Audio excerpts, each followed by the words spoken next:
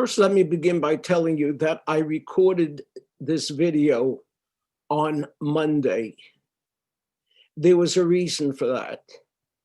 But before we get to that, as long as I'm doing it on Monday, let me begin by making reference to the Torah portion that we recited on Shabbos.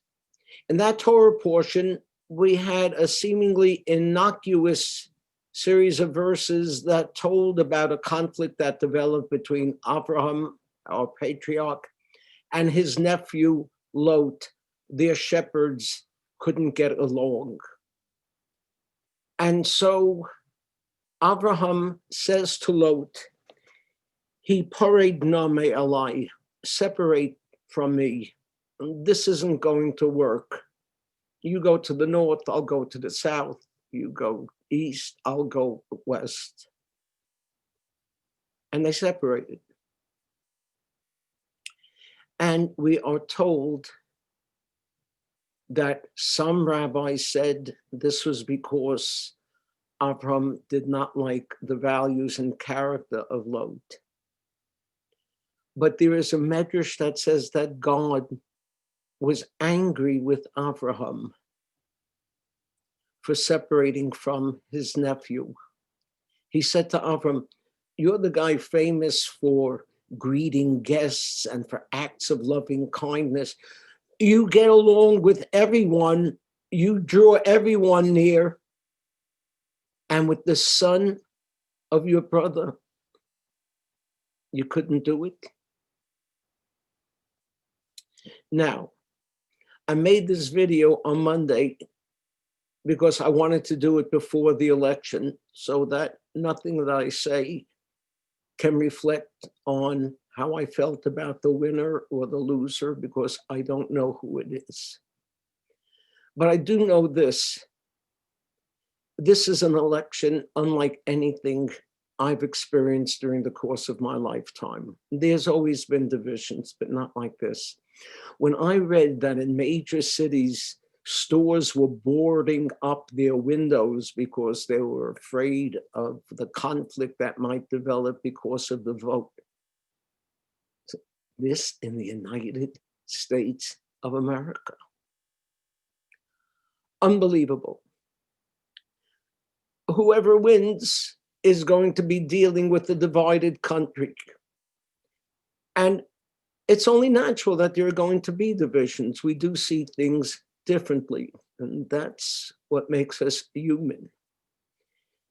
It didn't have to be like this, where whether you're a Republican or a Democrat means that you are one kind of a person and everything about you is dictated by your politics.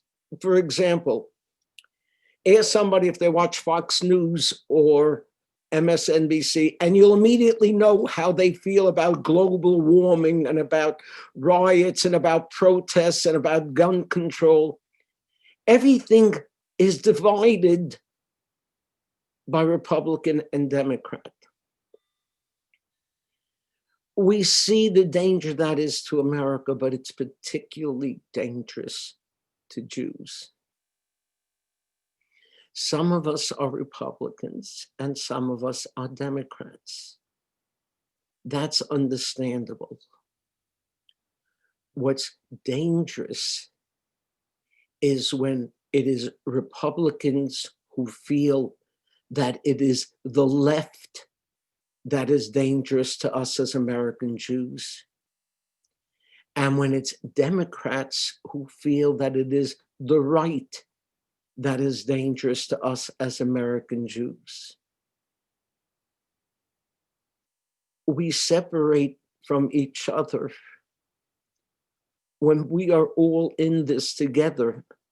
This past week, there was a survey by the American Jewish Committee. 82% of American Jews feel that there's been a real increase in anti-Semitism in the United States in the last 5 years. Do we have the luxury of arguing who are the more dangerous anti-Semites?